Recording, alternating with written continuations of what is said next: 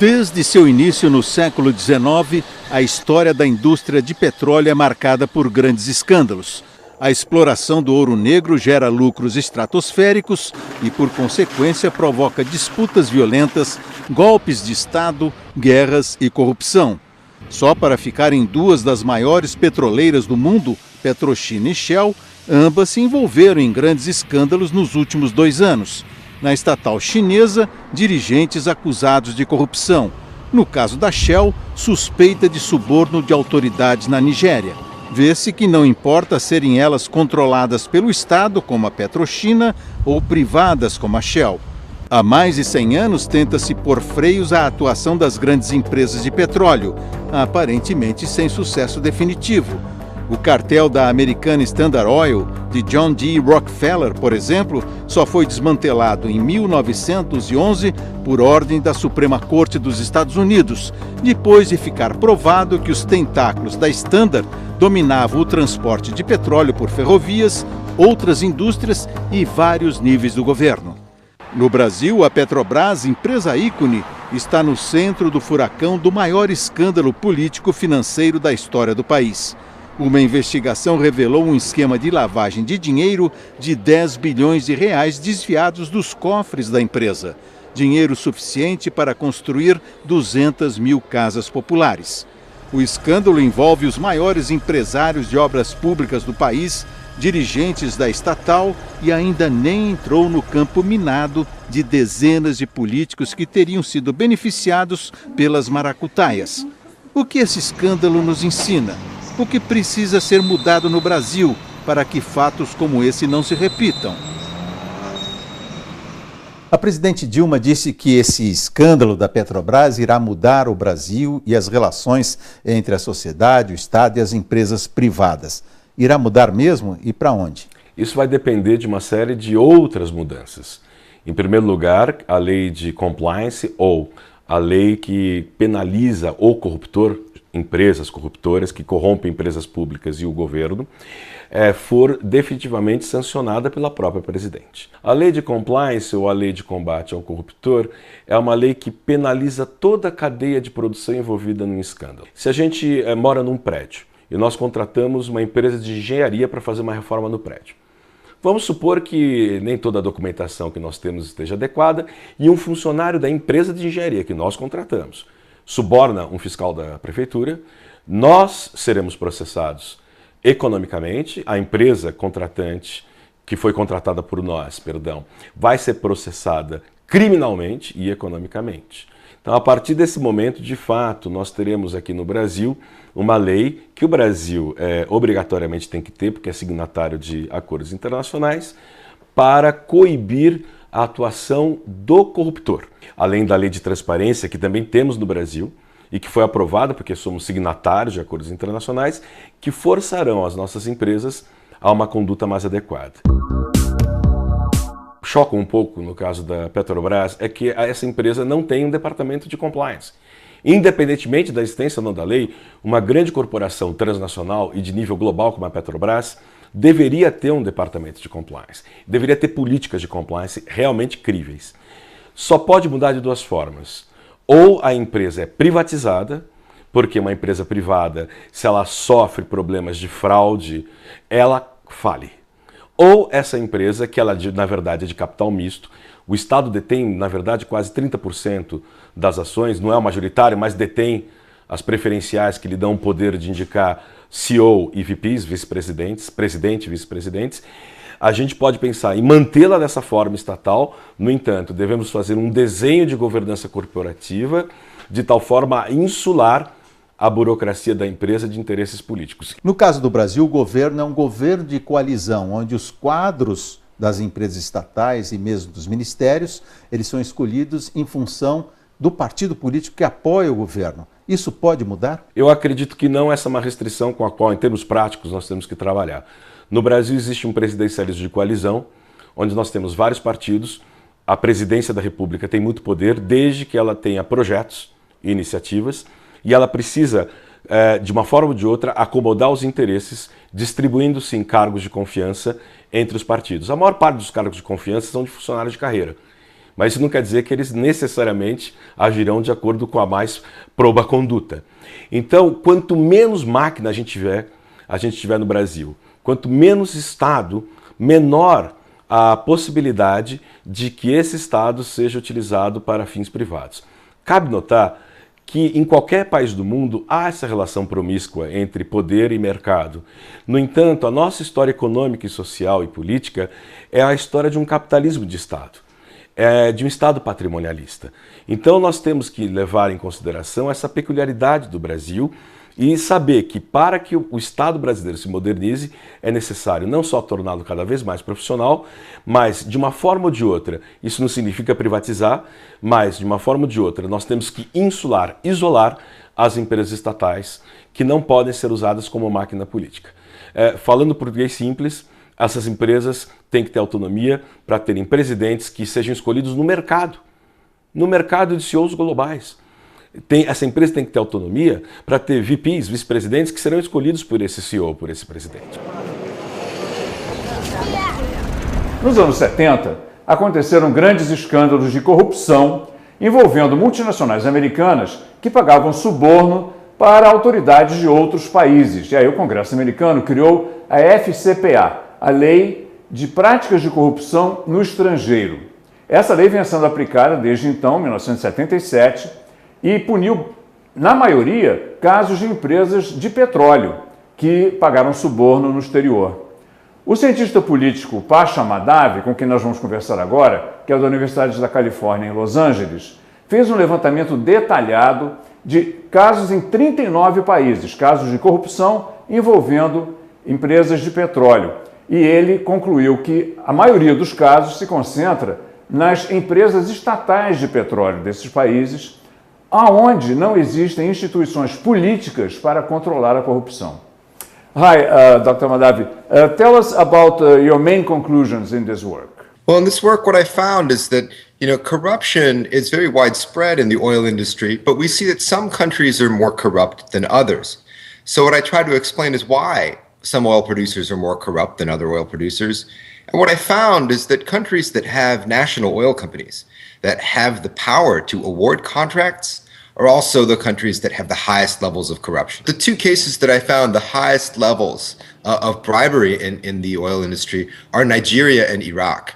And this certainly should come as no surprise to many who have studied this, that have seen really high levels of bribery in the Nigerian oil sector as well as the Iraqi oil sector. When you say the Iraqi oil sector, now or before? No, it's a good question. Most of the corruption that I found occurred during the Saddam Hussein era, in particular in connection with a program that the United Nations had called Oil for Food.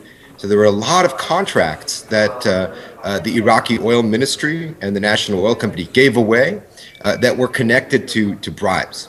What about the countries of the former Soviet Union? Yes, those are interesting. There is actually quite a spread. At the high end is a country like Uzbekistan and Turkmenistan. Those are both not very large oil producers. Of course, natural gas plays a role. Kazakhstan was also another that there were many cases of bribery, in particular surrounding one very large oil field, the Karachganak oil field. Azerbaijan as well. I did find much corruption, but in Eastern Europe, not as much. I didn't find a high level of corruption, but again, these are countries that don't necessarily have a lot of oil and natural gas. What about Latin America? Yes, Latin America is one of the areas where I did find less corruption in the oil industry compared to other regions. Of course, the exception is Venezuela, especially during the period of Hugo Chavez. Brazil, interestingly, falls just below the middle, so on the more transparent side in the oil sector. And those are really the two big cases. Mexico as well, in more Central America, Mexico as well, kind of a higher level of corruption than most countries. And again, here we see this directly involving Pemex, the Mexican national oil company. Então, países que têm grandes recursos naturais não necessariamente vão conseguir sair do subdesenvolvimento. Em geral, estão fadados ao fracasso. Isso se chama, em economia política do desenvolvimento, a tragédia dos recursos naturais. Como é que a gente vê a Venezuela comparando a Noruega? O problema da Venezuela são instituições extrativistas ou extrativas. Naquele país existem instituições que não favorecem o investimento. Não houve pressão política, inclusive, por parte da população, para que os recursos do petróleo, lá no passado, nos anos 70, fosse investido em educação, fosse investido em políticas de inclusão social e econômica. O resultado disso foi uma tragédia política, porque a corrupção dos anos 70 e 80 foi sucedida pelo populismo econômico e social do chavismo. Por outro lado, a Noruega é um exemplo de um país que construiu um fundo soberano, onde todo recurso do petróleo é alocado nesse fundo e o país só tira o rendimento desse fundo para aplicar em ciência e tecnologia. O Brasil deveria pensar dessa forma. O Brasil não é nem Noruega e também não é Venezuela. Ainda bem, nós estamos no meio do caminho e temos oportunidades para não errarmos como muitos países erraram no passado. Se a gente pegar a Nigéria, é um país desenvolvido? Não. Angola é um país desenvolvido? Cresce muito, mas a corrupção é endêmica? Não é. Se a gente pegar boa parte dos países produtores de petróleo, a grande maioria não é desenvolvido. Então, um grande problema, assim como diamantes de sangue, ou você ter recursos de mineração, não adianta ter a riqueza se você não tem instituições que incentivem a alocação produtiva dos recursos retirados por meio da extração dessas riquezas. In Brazil, there are only two cases, so a fairly middle level of corruption. This corruption did not occur in the upstream sector. And that is really the focus of my research. They have to do with the refining component. Tell us about this law, the FCPA in the US. This is a law that prohibits companies that are either based in the United States or have shares listed on a US stock exchange. It prohibits them from bribing foreign officials. And a foreign official counts as any element of the government, but also importantly, any employee of a state-owned enterprise. So a national oil company counts as that. Now the penalty comes in the form of a monetary penalty, and it is decided according to a formula that has been set out by the Department of Justice and Securities and Exchange Commission in the United States. The penalty is proportional to the amount of bribe that was paid, but also to the amount of profit that would have been made or was made from a contract for which a bribe was paid.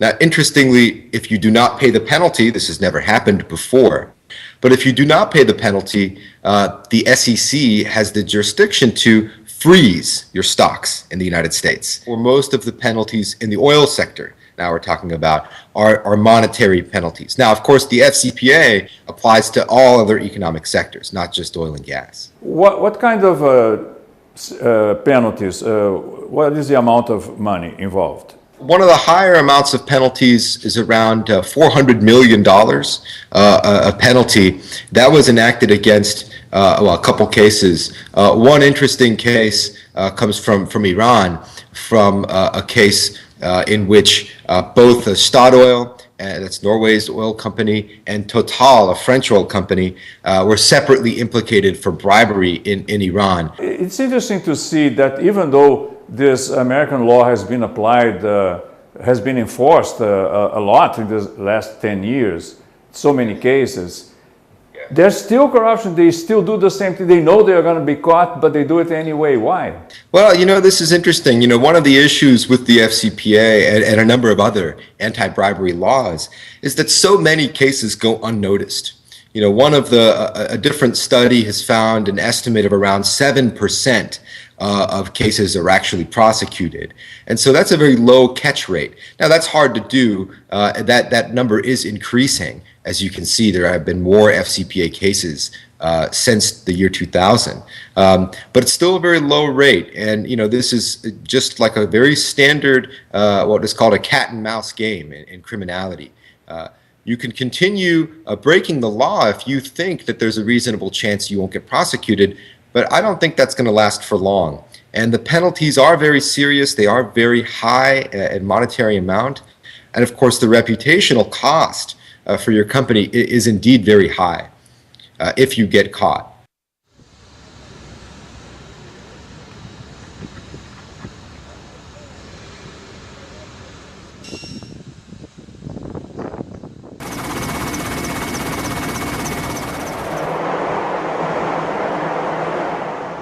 the oil business, as well as other extractive industries like mining, all have something in common, and that is that to be able to operate in countries, they need permits. They need permission from the countries where they operate to actually extract these minerals and this oil. And that means they have to bid for licenses. And once government officials get involved in business, we tend to find higher incidences of corruption. In our surveys, oil and gas is a high-risk industry.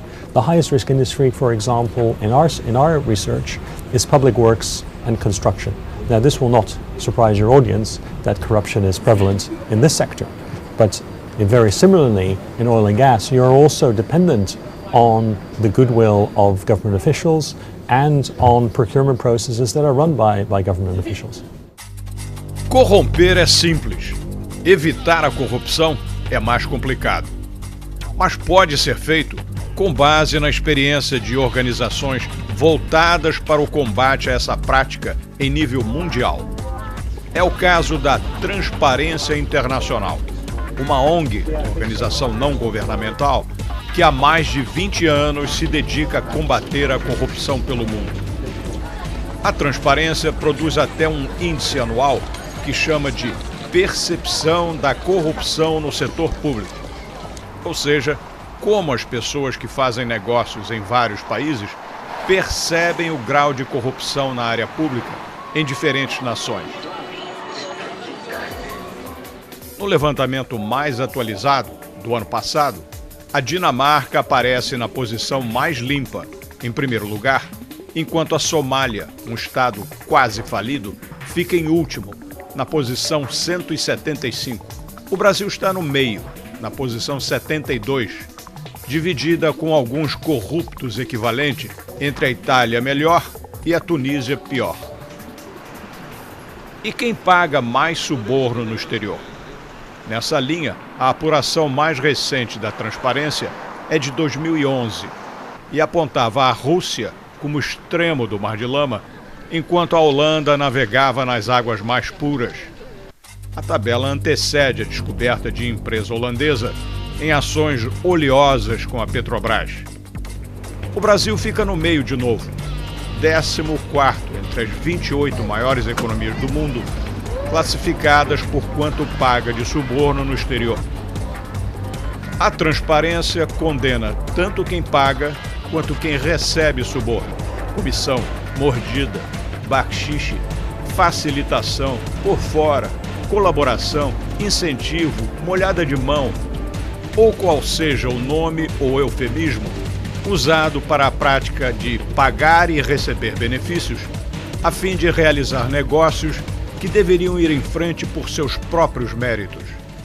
Common defense of business groups that practice corruption, and we're witnessing this now in Brazil with the Petrobras case, is that they were forced to do it, otherwise they couldn't do business. In other words, they claim to be victims of extortion. What do you think of that? I have very little sympathy for this perspective.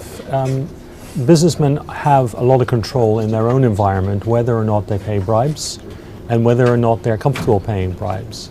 And what we find in a lot of cases, that it's an easy way out. It's an easy excuse to say it happens all the time. How can I possibly compete in an environment where bribery happens without paying a bribe? Or even, I had no choice, there are jobs at stake. We hear these arguments all the time. And often this is a symptom of, I would say, almost laziness to try and find another way to do business ethically and without paying bribes. For some years now, we've had attempts to legislate against corruption. There was the law in the U.S. approved way back at the Jimmy Carter government. The U.K. has a law anti-bribery. The European Union has one. The UN has one. Even Brazil has one. But do you have any indication that these laws have helped in any way? The legislation has strengthened considerably since the Foreign Corrupt Practices Act was passed in the US in 1977. We have seen a real upward curve in the last 10 years of laws, largely because of the OECD and G20, insisting its members pass suitable and similar laws, including Brazil, for example, earlier this year. And we've seen those laws really focus the minds of people in business to say, well, these are things we have to comply with. Let's improve our systems and procedures. What we haven't seen yet is active enforcement and prosecution in a lot of the countries that have passed these laws. Clearly, a lot more enforcement is required by most jurisdictions, and no doubt Brazil is no different from any other OECD G20 member in that it hasn't been great in enforcing these laws. The UK has not been great in enforcing these laws either. And we really, as TI, would like to see stronger enforcement, both so businesses understand what the law means, because otherwise it remains open for interpretation, what is required to comply with the law. But secondly, most of the laws, in fact all of the laws, bribery and corruption are criminal offences. They are not just a fine and a slap on the wrist. People do go to jail, and this is the point of these legislations, is to really make it clear that this is not an acceptable practice. How do you measure the proper reaction to that? How do you go about it? You know, a lot can be said on the seriousness of a company in terms of an anti-corruption approach in its how it deals with when things go wrong. You know, do you pretend it didn't happen? Do you find an excuse? Or do you tackle it head on, admit your mistakes, and really work with all the stakeholders to solve the situation, to make it clear this won't happen again, and to work together with regulators, legislators, to put things in place that ensure it doesn't happen again? And that's what really points out the good companies and those that are genuinely trying to tackle corruption and those that use it as a fig leaf. Impunity shows the public that, you know, if people can get away with it, then clearly it's yet another example of here's, yes, more corruption and nothing happens.